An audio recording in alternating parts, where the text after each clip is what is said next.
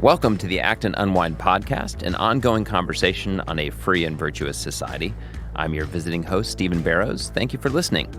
If you like this program, please leave us a 5-star review on Apple Podcasts as to help more people find this show. So this week, I'm joined by several Acton staff. First, Michael Matheson Miller, who's Senior Research Fellow and producer of Poverty, Inc. Welcome, Michael. Thanks, Steve. Good to be here with you.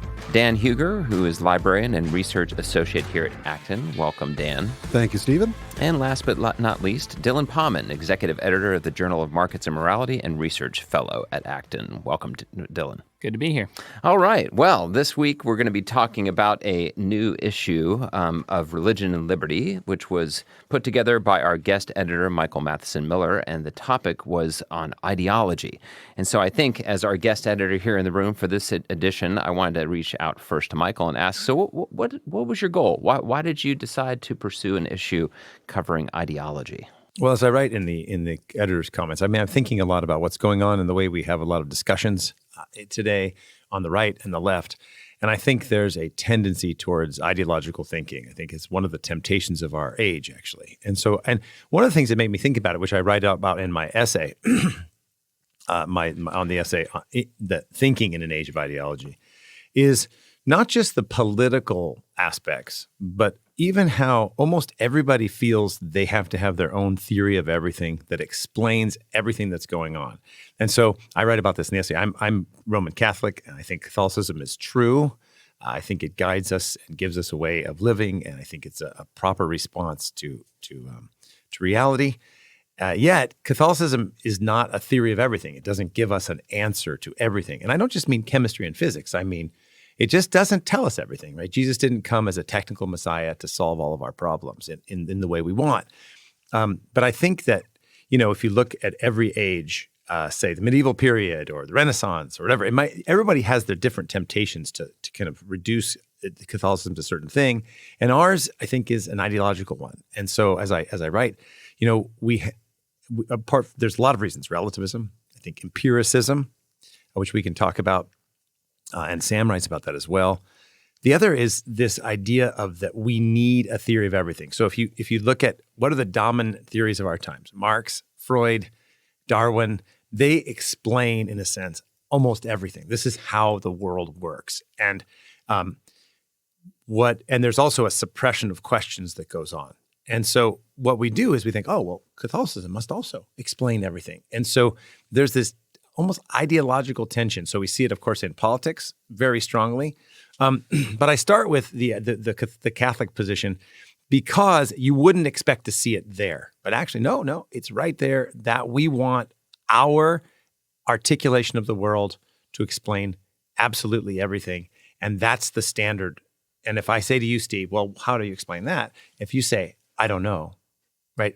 Okay, well, you obviously your theory isn't good enough, and I think that's just one of the temptations of our time to think ideologically. So that's why I want to deal with it. The theory of everything, is that how you would define ideology, or if we were just to get to the basic definition, what are we talking about? What is ideology? So maybe I'll reach out to Dan. Yeah, Dan, why don't you start? So this is something I had always thought that ideologies are captivating because of their explanatory power, and in reading this issue, there are some great points made in the introductory essay on the resilience of ideology by Carlo Lancelotti, in which he quotes Augusto Del Noce talking about sort of this question, and the quote begins: "The reduction of the life to the reduction of the idea to an instrument of production implies the disappearance of the distinction between philosophy as contemplation or self-awareness and ideology as a practical instrument to act in the world,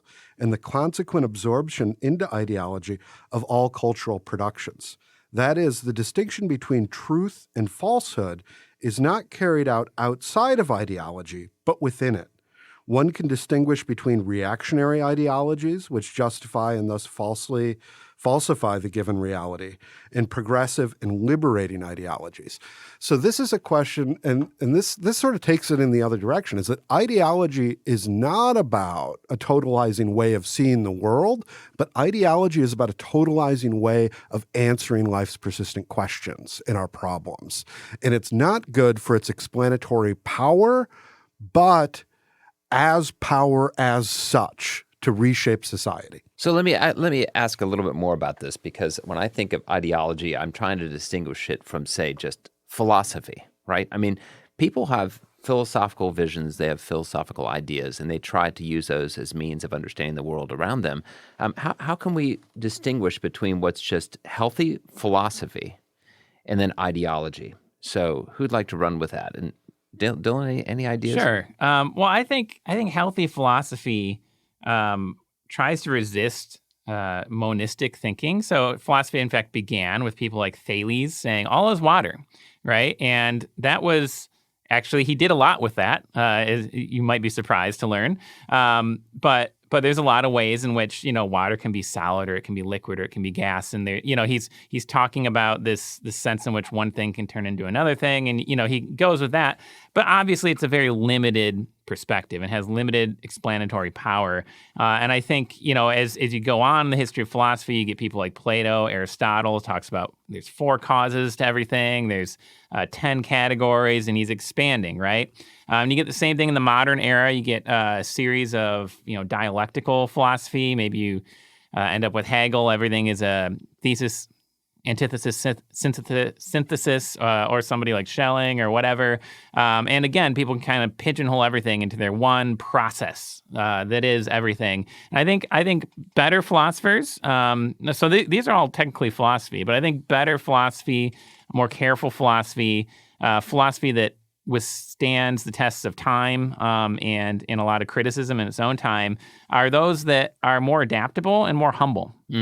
Just to simply say, I think this explains this one aspect of reality, and I think it's really important, but I don't know about that, right? One of my favorite quotes is from Epictetus, the Stoic philosopher. He says that if a man would wish to learn philosophy, he must first of all put away conceit, because it's impossible for a man to begin to learn what he has a conceit that he already knows. Oh, that's an interesting way to put it. When I think about the humility dimension here, it reminds me of something that Sam Gregg had pointed out in his essay in this edition, where he said that essentially the ideologue believes that everything is ultimately settled, like they got it all, whereas it seems like a sound philosopher would continue to ask questions, maybe even continue to re-examine the way they think. What do you think about that, Michael, that everything is essentially settled from the ideologue's perspective? Well, I think Dylan hits on something. I mean, and I think it's interesting.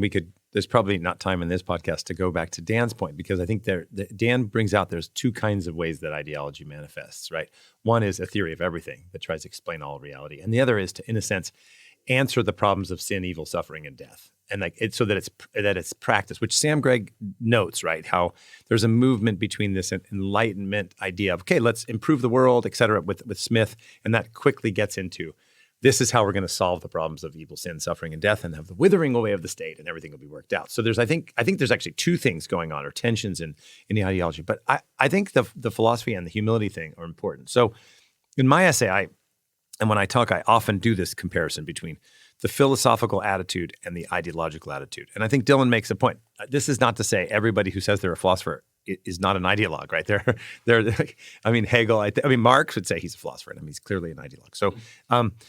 So, a couple things. One is the comparison, I think, is about philosophy is that one of the ways is the philosophos, like just linguistically, the love of wisdom, the pursuit of wisdom, which implies an openness and a reverence before being. And Noelle Mering writes about this in her essay, that reverence and then a lack of hubris to actually be shaped by reality.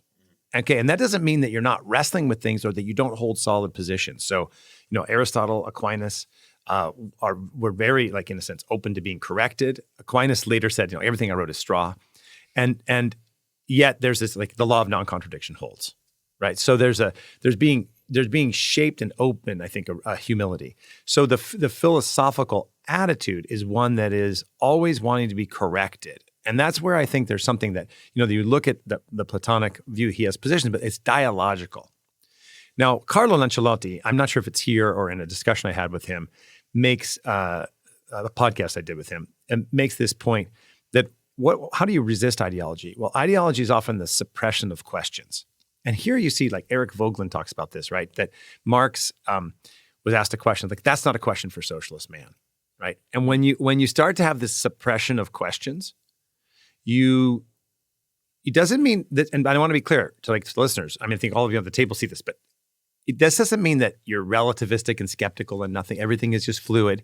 There's a difference between that and a suppression of questions. Like that's not a question for socialist man or for Darwinist man or for Catholic man, right? No, that there's a question. Here's the best, and this goes to Dylan's point, the best possible way of answering. So I think this humility and reverence before being, which is not a radical relativism or a skepticism, but humility is essential, whereas the ideologue is, and think about the language, the idea, he gets an insight into reality. And maybe that insight's true. And then like decides, oh, I have now explained reality or solved the problem of sin.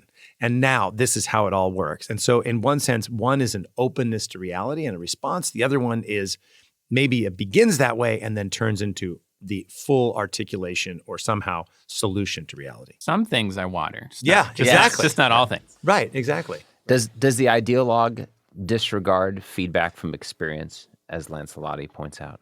What do you think about that? I think so, but you guys, I can talk about it, but I think so. So not all experience, but I think experience that doesn't fit the idea or the explanation. And that's where the suppression of questions comes in. So does that mean if you believe that there are certain truth claims that are immune from revision, that you're an ideologue? I wouldn't say that precisely, because again, the ideology is not about the truth. It is about the expediency and the power to transform and to reshape. And when you talk about the relation to facts to ideology, there's another part late in that essay where Lancelotti tries to discuss ways of confronting ideology, and one of the ways he highlights is that one of the ways that you can reach ideologues is to tell them that their ideological means does not lead to their ends. You don't dispute the facts of, you don't dispute sort of the ideological claims, and you don't, appeal to sort of contradictions in the ideology itself, but actually work this out in a little different way. He talks about how the ideologue is motivated by the desire to effect change and will dismiss as abstract arguments about the truth or internal consistency of the doctrines. However, an honest ideologue will start doubting his ideology if he is shown that that in actuality it is not producing the effects it was supposed to produce. This is one of the reasons we have a big ideological shakeup in 1989 with the fall of communism. Like the theoretical arguments were there. This had been debated since the days of Marx and Engels themselves. When you really got a shift in elite opinion, and it was not complete and was not total, but a lot of people come 1989 start to reevaluate. Okay, maybe this sort of economics of central planning does not lead to the sort of production gains. You have famously in Paul Samuelson's textbook, the prognostications of when the Soviets are going to overtake the American economy, and it moves back and back and back and back. And then in 89, that argument disappears from that textbook and its revisions. Can I ask a question? When it disappeared, was it corrected or did it disappear? It disappeared. Which is also, I think, by the way, a sign of an ideologue. I think this question of truth is important. So that's, I think, the other problem of thinking in a time of ideology, right? Because we think, any committed or absolutist truth claim must therefore be an ideological claim. But I think the philosophical mind, say, let's take the law of non-contradiction, right, is both experiential and logical. Or let's take, for example, Joseph Ratzinger, later Benedict XVI's critique of empiricist rationality. Right, so empiricist rationality holds in order for something to be true, it must be empirically reasonable. It must be empirically verified or verifiable. And his point is, and others, well, you can't empirically verify that claim, right? So it's incoherent on its own terms.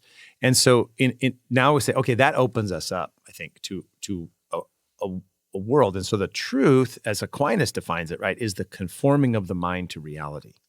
right? And so to hold something to be true based on, say, experiential, empirical, or logical reasoning, right? So certain things are true, like some things are water. Okay, that's true, right? And that's empirical, right? And then, so the law of non-contradiction or whatever, that doesn't mean that it's an ideological position because it's not either a theory of everything and nor is it like the solution to the problems, right?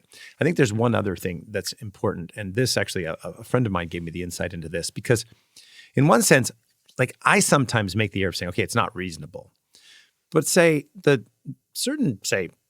Darwinists or Marxists or whatever, they're very reasonable. Everything is completely coherent and rational within their system. So where is the unreason? Well, it's like it's outside the system. On its own terms, it's not coherent. Inside its terms, it's totally coherent. And so there's also another thing with ideology. It's not just an intellectual, it's a volitional question. It's an attachment of the will to a position that's so attached, right, that becomes the shape. And so that's why, in some ways, rationality doesn't work. Even if the ideologue is a hyper-rationalist, you can't use reason with them broadly. You can't say, well, that's incoherent on its own terms because the attachment is volitional, right? So the racist, for example, well, I can show you all the empirical evidence. Like they don't care, okay? The communist, they don't care that it didn't work, because the attachment is a volitional attachment. And I think that was an insight that a friend gave me that I think really helps also understand this relationship to truth, because you're dealing with the intellectual commitment and also will, what the will sees and holds on to. Well, I have to say that I was really excited when you were going to put this issue together, because on the one hand, when Dan mentions the events of 1989 and we see these, geopolitical implications of ideological shifts and so forth, I was excited about this edition because in more subtle ways, I fear that ideology is seeping into certain aspects of our lives that have real implications on the day-to-day activities we engage in. So I'll just give you, just as an example, my wife is a physician. And, I think as a physician, like virtually all physicians, she's seeking to practice medicine in a way that is best for her patients and examines the empirical evidence as studies convey and so forth. And yet, now we find that the medical community itself could have certain aspects that are driven by ideological motives. And I think sometimes you find that in people debating of whether or not to trust certain studies, whether or not those studies have been objectively assessed and refereed. And so what does ideology do to institutions that we ordinarily trust? What are some of the risks there? Because on the one hand, I don't really fear the geopolitical battles like people did 30 years ago. But I am more concerned about how it affects institutions in subtle ways.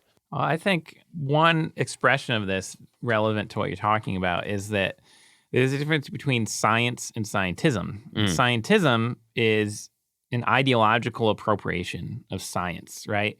And people can do that in all sorts of ways. So you can do it purely for the kind of logical positivist sense, as Michael already engaged with the verification principle, that sort of thing, that's self-refuting, but also more subtle ways. So, and I think even in unintended ways to some degree, I think a lot of science journalists, I complain about them often as much as I love journalism and science, and I hope that we get some better science journalism. But as an editor of an academic journal, I see reporting saying new study finds X, right? And then I go to the link and it's like a working paper. So it has not been peer reviewed, has not been published, no one has attempted to replicate it yet. This is not scientific at all.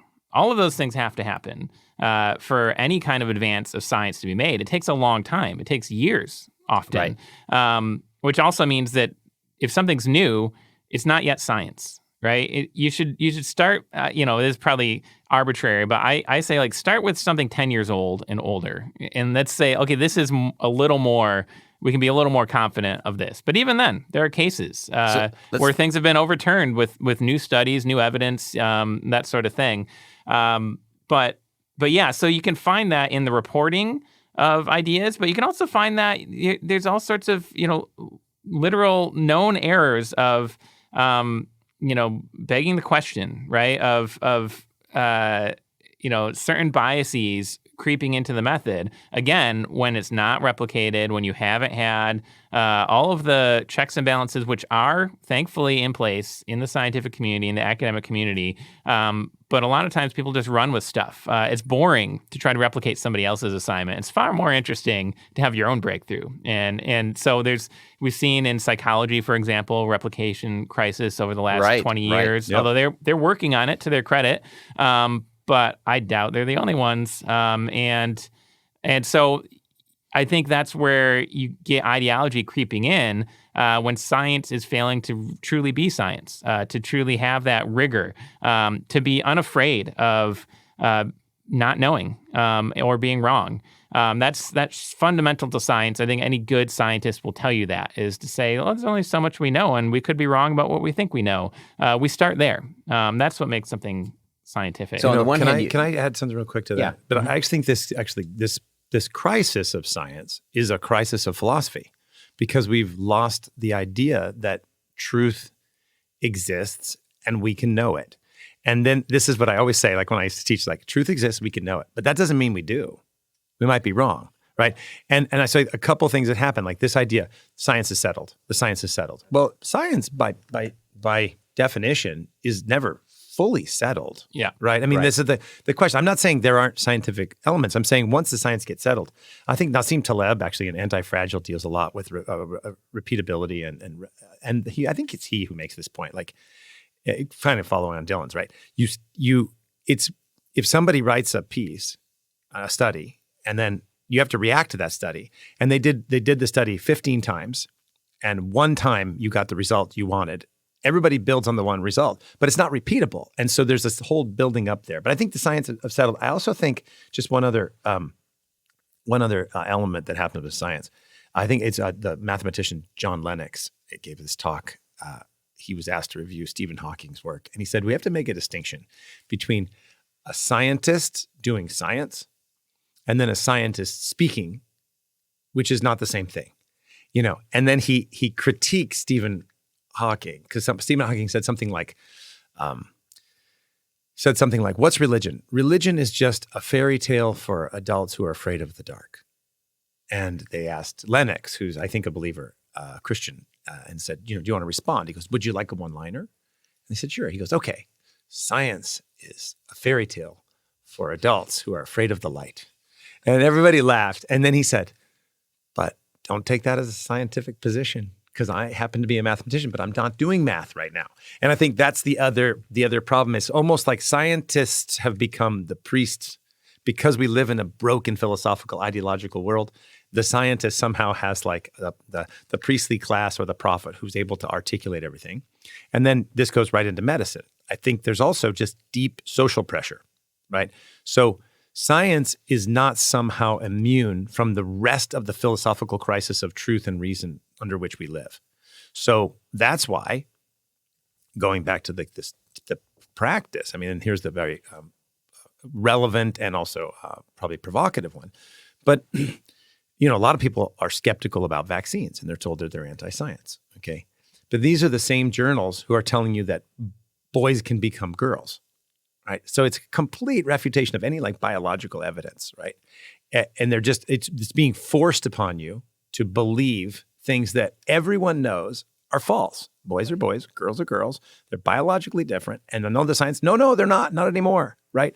Oh, and take this vaccine, right? And so you wonder, a lot of the skepticism and in a sense, chaos around medicine is the failure of scientists and physicians to actually stand up to political social pressure.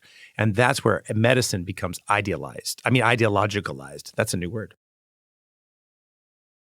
There's a really good example of this, and I'm glad you brought this up, Michael, because I think it illustrates this example of what you've just said. Back in August, the American Academy of Pediatrics had determined not to allow a group at their annual conference. The group was called the Society for Evidence-Based Gender Medicine, and they wanted to simply sit up a booth and talk about some of the risks with the standard gender-affirming care, right? And they just completely prevented them from being at the site. And this is reported by Abigail Schreier in the Wall Street Journal. And this is one of the things I think turns people to become cynical, right? We have the American Academy of Pediatrics, which presumably is listening and gathering the evidence to determine what the best treatments are for individuals, no matter, what the pediatric challenge is. And yet you find reports like this, and suddenly it leads to a distrust of the institution. So when it comes to ideology, do you see that in other areas besides, medicine? What other areas are causing these doubts? You have this everywhere, and you have this for all time. This is Lord Acton, famously when he becomes a historian of ideas. And one of the reasons he becomes a historian of ideas is he starts thinking, maybe I'll be a historian of institutions. And he comes to the realization that, quote, the history of institutions is often a history of deception and illusions, for their virtue depends on the ideas that produce and on the spirit that preserves them. And the form may remain unaltered when the substance has passed away, end quote.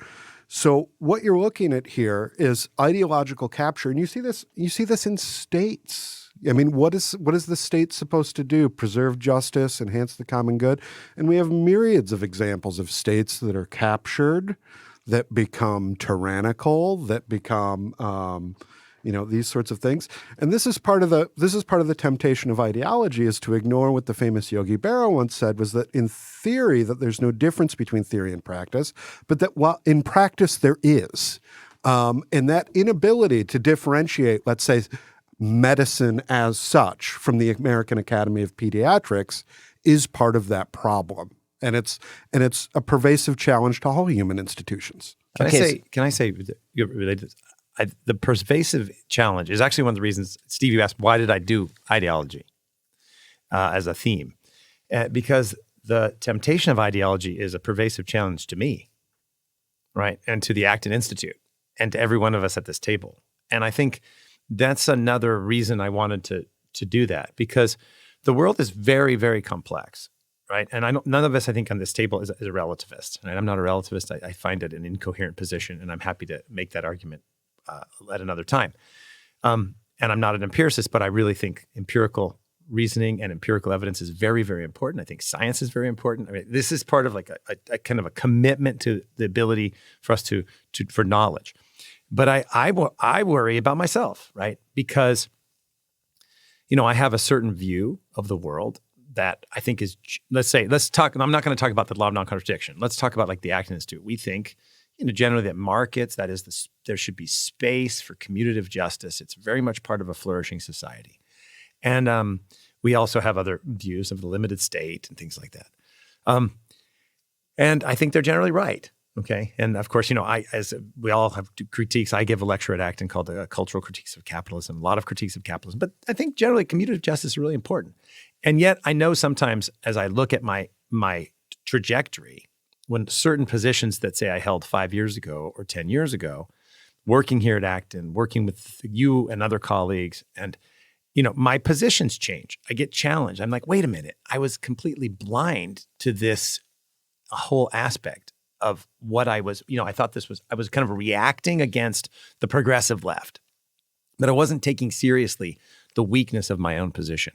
And I think that's another reason I wanted to do this project on ideology, is not to just challenge, others, but to challenge ourselves. Dylan. So I was hoping I could jump in because to segue, related to both of those points, Steve, I really liked your essay. In particular, you talk about how the tools of economics can help us detect ideology, specifically in economic analysis, but I think perhaps even beyond that. Would you be willing to touch on that a bit? Yeah, absolutely. So, one of the things I've found is that economics can be rife with ideological perspectives. We already talked about a Marxist view of economics, and you can see some, tendencies within circles that become anarcho-capitalistic, where they think the market is the be-all, end-all of solving all problems in society. So it's this, as you described it, a theory of everything, and we have to be very cautious as economists to do that. And so in my essay, I tried to point out a few tools that people could use to guard themselves against the temptation to succumbing to ideology. And, one of those things is opportunity costs. Everything in life does have trade-offs when you make a choice. And so individuals who assert certain things or make economic claims, whether from a policy standpoint or otherwise, if they seemed to treat it as if there are no alternatives or no foregone opportunities, then it's usually a good sign that this person is thinking in an ideological fashion. Now, I think most economists will acknowledge that there are trade-offs to every decision that is made. And another thing that I think is really important is externalities. We know that individuals, we behave, we make choices, and those choices do oftentimes have impacts on others outside of the transaction in the marketplace itself. A very common example of this would be pollution. Another example would be the benefits of getting a vaccine that spill over to the rest of society. Now, there are economists that will talk about very ingenious ways to internalize those externalities that really have to be taken seriously, but at the same time to pretend as if those things don't exist, or that if they exist, the market itself will in turn figure out a way on its own to internalize the externality apart from rule of law, apart from other important functions. Well, again, that's a good sign that somebody's thinking in an ideological fashion. So those are just a couple of examples, and I think it's oftentimes overlooked when people read the popular articles on economics. Yeah, I thought that was really helpful. I like that, and I also think Noel Maring does kind of something else, is talking about reverence as another tool to help us, to kind of challenge us to realize, okay, insight, like this, I talked about this a little bit before, but we get an insight into something, like, oh my goodness, like that really explains something that's going on today. And and sometimes it's an accurate insight. It's really like a profound insight. Like I think, Nietzsche and then following Shaler had this critique of ressentiment, right? Which is like a sour grapes mentality that shapes a lot of the things that go on. I think that's right. But if everything is shaped by ressentiment, we've got a problem, right? Then I think Noel Maring says it's like, yeah, there's she said, she starts out her essay by saying, St. John Paul, she said, famously said that the problem with pornography is not that it shows too much of the person, but it shows too little of the person. And she uses that as this kind of model of what ideology does. It's not that it doesn't just, it's like, that's how ideology works. She says, what the pornographer does to women, the ideologue does to all of reality. He has no desire to contend with the world as it is, but sees it, in a sense, to use it to support his predetermined specifications. That goes to Dan's point. And so he diminishes it. And so again, this is where she goes to that reverence. I think that aligns with your tool, like looking at opportunity costs, looking at the knowledge problem, looking at reverence, asking yourself, have I tried to explain everything this? Am I wrong on this? And I think the other thing too is asking people for critique. Like I've been trying, like, for myself, like, okay, am I wrong? Correct me on this, right? Don't block people on Twitter if they disagree with you. Okay. I mean, if they're jerks, okay, that's different. But if there's, I'm serious. Like, right. I think it's a problem. Like, there's a blocking thing that's going on. Like, here, I have a question for you. Block. Like that's like, we have to be able to have actual dialogue. I mean, again, I'm not saying if somebody's hassling you, somebody like Dan, they're hasslers. But I mean, but I think, there's a sense, notice what I mean by that, that there's this kind of sense like, suppression of questions. And I think having questions, asking those opportunity costs, having reverence, being able to be wrong, being able to refine your position. And that's where pride and ultimately hubris, but pride has to be pushed down, and we have to be humble, because humility is also a deep reverence for the truth. One other thing I really appreciate about Noel Maring's essay is she made an anthropological connection. And she said at one point that, totalitarianism ultimately thinks that human nature is not stable, right? It's a rejection of a stable human nature. And I think we see instances of history where ideology has created a totalitarian state, it's ended up always creating mass casualties, right? Hundreds of millions of people that have been the victims of Marxist ideology and so forth. And so I think that ideology has a real, very practical risk, and that is, if it doesn't hold the person in reverence, if it doesn't have a proper anthropology, it can become a political tool that tries to manipulate people, whether it be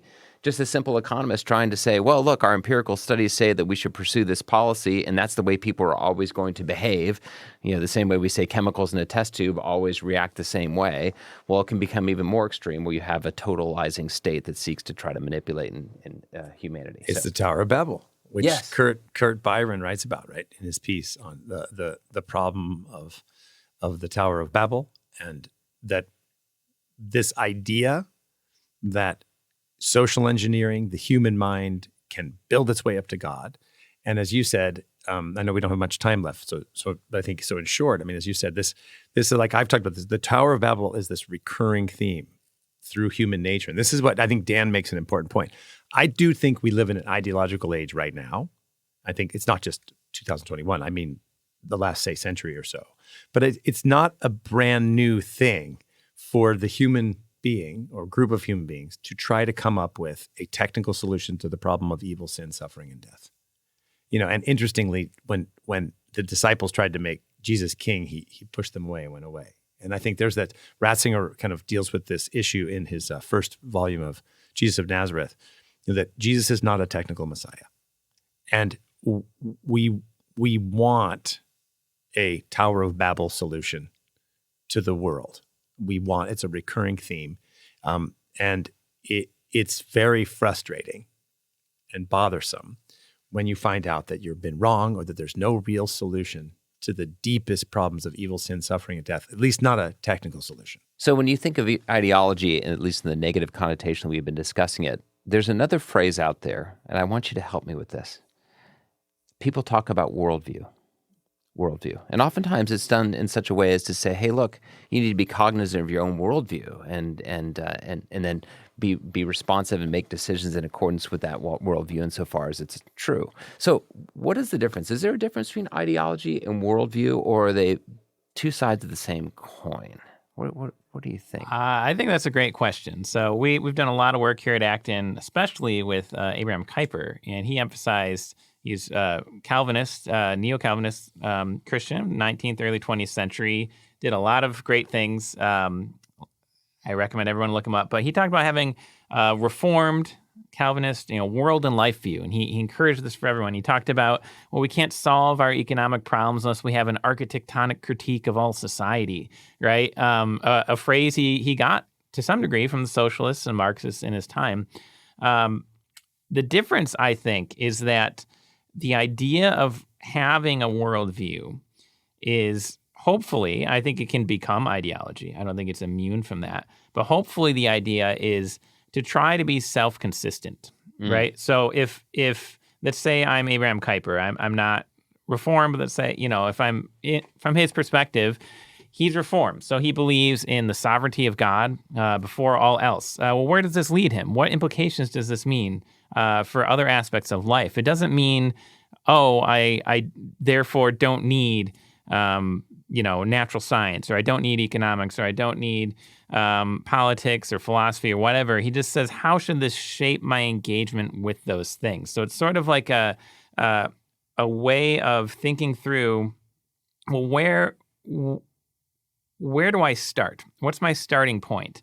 Not in the sense of what are the conclusions I'm going to presume, that's begging the question before I get to the end of things, but how are the things that I hold most dear going to guide me wherever I go? How are my convictions going to stay true? So he's a Christian, right? He believes when it comes to solutions to specifically what Michael was talking about, sin, death, suffering, ultimately it's the gospel of Jesus Christ. That's not anything that anyone can do.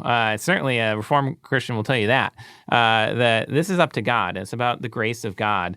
And what we get to do from his perspective is we get to be little stewards of that. We get to hopefully spread that vision to people and that grace to people, but there's no formula for that.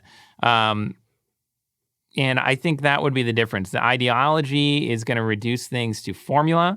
It's going to presume the conclusions when it asks a question, whereas worldview is more about like, well, what am I asking a consistently Christian question in the first place? Or am I when I'm looking at all the possible answers, am I considering, what lens do I have? for saying, well, this is true to what I believe or not. When we talk about things like the law of non-contradiction, whatever, well, you're having a logical worldview at the very least. And, we could even point to, again, philosophy. Hegel, to some degree, denies the law of non-contradiction. That's the whole point. You have thesis saying one thing, antithesis saying the opposite, and then the two are combined in synthesis. And this is a sort of process that exists in reality. So he doesn't think it's as people think. I actually think he's kind of right about that to some degree. But that's a whole different discussion for another time. But so that's how I look at it. It's you have your convictions and you want to be consistent with them when you are then hopefully humbly approaching all sorts of different areas of life. So it's a way to maintain consistency to your convictions. That's what a worldview should do. Can I say one quick thing? We won't debate the Hegel and the law of non-contradiction. Sorry. They're probably kind of almost like talking past each other maybe a bit. But yes, definitely. Yeah. So, but I think the other thing is just one. Yes, I think I agree with Dylan. Worldview can become ideological, et cetera. I think one of the things maybe that this worldview language is trying to get people to do is, as Dylan said, consistency, a certain coherence and thinking about it, but also to realize that, say, secularism is not neutral, right? And I think that's the other question. Like everybody has a worldview. I wrote about this in another piece that just came last week about people make the mistake between impartiality and neutrality. Right? To say that justice should be impartial, that's not a neutral position. There is no neutral position filling the public square. I think that's part of the thing. That one of the things we're dealing with now, this is a little bit off the topic of ideology, but is as secularism becomes dominant, people will say, why are you bringing religion into it? Right? Or why are you bringing this into it? As if secularism and the anthropological assumptions of secularism are somehow neutral. Like, no, they're not neutral at all. And I think part of the, in a sense, worldview work, at least that I see and have been around a little bit, is to get people to think, okay, hold on. Do a self-examination of what you actually think and what, say, the secular articulation is. And are you maybe buying in to some position that actually is in conflict with your deepest beliefs because you haven't thought it through? Right. So think it through. Now, again, so the ideological element would be like, there's no way you can, this is the full answer. The philosophical view would be say, actually, you're holding two things at the same time, right, which are incoherent with each other. They're mutually exclusive to each other. And so you're in a sense have a worldview of the secularist and the worldview of the Reformed or the Catholic. And it's time for you to actually do self-examination. I think that I think is the positive part of I like that, the internal coherence. And so there's that aspect, the internal coherence. There's something else that a couple of essays brought up that are more outward looking. And I thought this was very interesting. I want to see what you think about this. But two of the authors, in this case, I think it was Carlos Lanciolati as well as Jay Bruce, made the connection between ideology and a lack of impartiality. Okay, impartiality. So here I'm thinking more outward looking, making judgments, et cetera. Jay Bruce talks about this in terms of social justice and so forth. So what is the connection? Are ideologues filtering and unable to be able to be impartial in their judgments of the world around them? So this is a way we can bring the worldview into this discussion. Because one of the ways that Abraham Kuyper uses worldview, sometimes more successfully than others, is to try to get inside and appreciate other perspectives. In his famous lectures on Calvinism, he talks about, not only the Calvinist worldview, but the Roman Catholic, the Lutheran, the secular. And there are members of those traditions, including me, that would think that he was a little wrong about that. But it's a good faith effort to try to appraise those differences. And why does he want to appraise those differences? Because he wants to find common ground in the where there can be in those differences. And he himself was involved in a political coalition with Roman Catholics. So this is sort of part of his life's work. If you look at what ideology often does, is it creates others, obstacles, these reactionary, or dare I say, ideological forces aligned against you. And I think one of the ways you transcend that is you focus on the human person, which is what we do at the Acton Institute. You establish some sort of personal credibility, and then you seek to understand that person and those concerns. Because a lot of what animates ideology are legitimate concerns about social injustice. Mm-hmm. And then from that place of sort of empathetic alignment with those concerns, then you begin the dialogue on solutions. And that's where the argument begins. And it should never begin with conflict. I mean, if you begin with conflict, you're going to end with conflict. Just another thing I think that when you talk about a worldview or a vision, and that is, for example, one of the beginnings of my worldview, okay, is that being is good.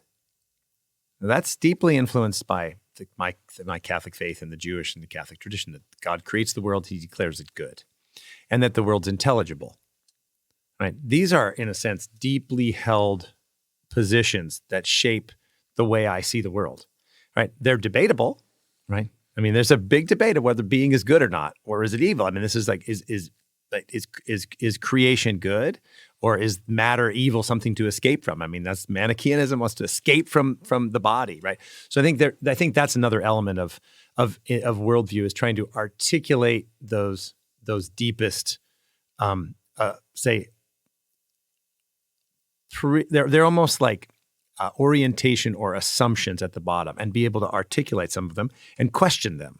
Right, and that would be the philosophical question. Maybe I'm wrong. Maybe being is evil, right? And but realizing, I think that's part of the other element of this. And then the last thing, just real quick, is that I think that's what, again, it's interesting that you talked about the person, because Noelle Maring's book, Awake Not Woke, which is kind of related to some of her essays, she makes this very point Dan does, like, look, injustice is real. There's a reason why people are upset. I mean, I think it was Christopher Lasch said, there's something compelling about the Marxist critique, and that's why it's been so enduring. And so the question is, and I think this is also a challenge for us at the Acton Institute, or other people say on the kind of like who are anti-Marxists, is to say, well, okay, the social justice position is compelling for a reason. Like Kimberly Crenshaw, who was the founder of Intersectionality, kind of.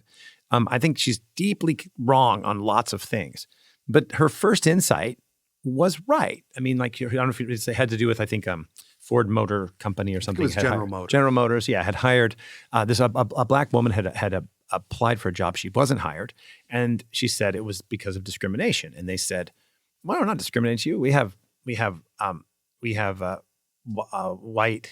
white workers and black workers." She said, "Yes, but you have black men and white women. You don't have any black women." And there was something right about that, right? So there's something. I think when we get a reaction, especially one that creates a lot of social questions, right? I think it's really important to ask ourselves, why is this happening? What's the reaction? And instead of us just being reactionary against it because they also hold all these positions that we think are wrong, take seriously the question of justice, and then go back to, what does it mean to be a human person? I think Dan's point, and this is, I think, Noelle's point.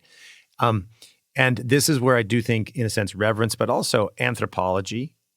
And I argue in my essay, religion, properly understood, is an antidote to the temptation of ideology, because it keeps you open to reality and open to the question that you, in fact, might be wrong. So I want to jump on this as sort of a wrap up.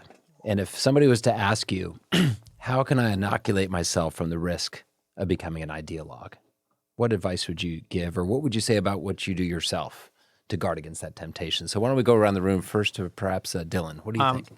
One thing I do that I would recommend, although it's time consuming, but I try to expose myself to as many different perspectives as I can. So I'll do two things, because I do these both at the same time. I stay grounded. So I'm Greek Orthodox. I go to liturgy every Sunday, say my prayers every morning and evening, that sort of thing, read my Bible. So I have those things, that tradition that I maintain that keeps me grounded. But then at the same time, whether it's news outlets or more academic perspectives, other podcasts, that sort of thing, I'm trying to make sure, or even probably best of all, through friendships, people I know that I know don't agree with me. I always value the time I get is rare as it sometimes is, to just sit down and hear their perspective and hear what motivates them. Because, yeah, there are things that I may not understand or agree with, but you sit down with someone that, say they're questioning their gender identity. Well, gender dysphoria is a real phenomenon. This is an example of genuine existential suffering that human beings in the image of God are experiencing. And if my first response to that is to say, well, here's why you're wrong, I'm failing to be compassionate and loving, which as a Christian is where I should start. So I might not come to full agreement with them at the end of that conversation, but I really value having that kind of a conversation. And I think the more we can expose ourselves to other perspectives in the context of friendship, in the context of that genuine love between two human beings, then we can be guarded against ideology. Great. Thanks. How about you, Dan? I think the way to do it is through history, because that is where there were ideological struggles of the past that do not neatly map on to our ideological struggles in the present. And I think if you go back and even read figures like Marx, Nietzsche, Freud, the masters of suspicion, it shows you that there is not, that this isn't really about ideas in our much of the time in our contemporary context, and it's about ideology.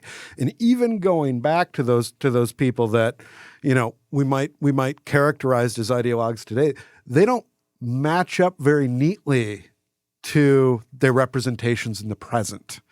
And that is also helpful to do with people we'd be more sympathetic with. Let's say Acton, Tocqueville, Bastiat.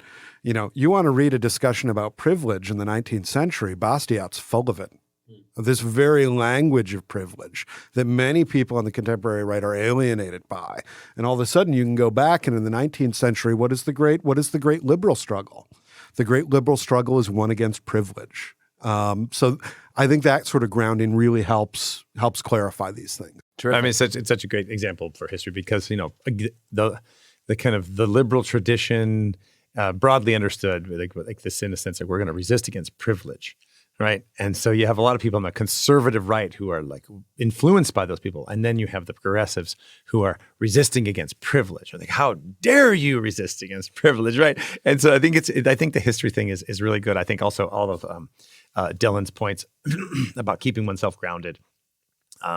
So a couple, just to add quickly, I think that one, that human element that we have to enter into intersubjectivity, that each of us is a subject, and to not objectify the other is a resistance to, is I think one of the elements of resistance to ideology, because now you're always dealing with someone who's a subject like you, another thou, in Martin Buber's words. So I think that's one. I think the other, as I talk about, really taking the understanding the truth is the conforming of the mind to reality, and being having reverence before being, allowing to be shaped by you, and that you might be wrong and not be so attached. And I think this is where this if ideology is partially in a bad attachment of the will, to purify our will, right, and to purify our intellect. And I think and again, I think the Dan and Dylan have already done such a good job. But I think the other thing, maybe contemporary problem is, we live in an age where there's the primacy of the technical. And the primacy of the technical, one part is like, well, if you can do it, just do it. So technique determines morality. But I think the second part of the primacy of the technical is to believe that there's always a technological solution to the problems that face us. So, Yuval Harari says, death is just a glitch. And I think there's something, I think that being aware or saying, maybe you can't solve every problem with the next technique, the next social policy or economic policy or political policy or digital technology or whatever it might be. You can't solve the problem of what it means to be a human person, right? It's not a problem to be solved or something to escape from. And I think that takes like a lot of like existential reflection. And I think going back to prayer, to legislative hours, to history, to looking at ourselves, not simply as something to be solved. And that's just really hard in this generation, this time, because come on, well, what's the solution to that? Like, what's the life hack? What's a life hack to life? There is no life hack to life. Now, and again, like I'm a Catholic, so part of the life hack is to pray the Liturgy of the Hours, to go to liturgy, right?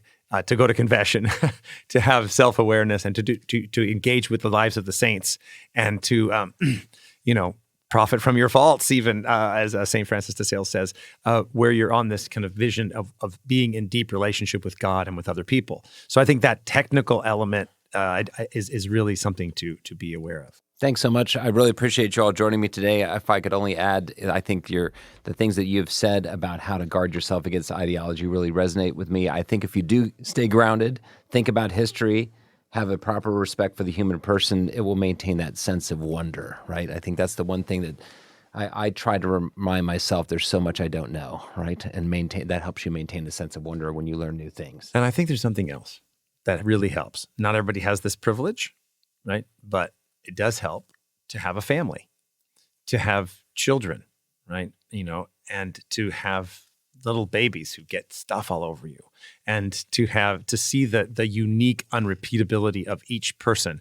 And that, in a sense, like the complexity and like being, Carter Snead has this book called What It Means to Be Human, and talks about the uncalculated grace of giving and receiving, and this idea of mutual indebtedness. And I think it's a really you made me think about this. And in fact, Steve is working on a book, okay, which should be out next week? No, maybe not. I'm writing it tonight. Tonight, okay. on basically to encourage people, have more children, because children it's a blessing, but for many, many reasons. We'll do that later. But in this point, the Carter Snead makes this point out, right? The dominant view of we think about ourselves as this expressive, individualist, kind of individual person. And this goes to Dylan's point. Actually, we're only really powerful for a small part of our life, right? In the first beginning of our life, we're deeply reliant and indebted to others. And at the end of our life, we're also deeply related to others. And so personally, I don't talk about this very often, but in my household, my father is 95 and my son is 1. And so I have a big range of people, and as you get older, you need help. And when you're younger, you need help. And all the ages between, and we all need help. And I think that intersubjectivity is part of being grounded. When you're in relationships with other people, this gives you authentic community, and I think is really a natural resistance against ideology. Ladies and gentlemen, the issue of religion and liberty is thinking clearly in a time of ideology. We thank you so much for joining us for this podcast. There are many articles we couldn't get to, but we encourage you to read it online. Thanks for joining us. Act and Unwind.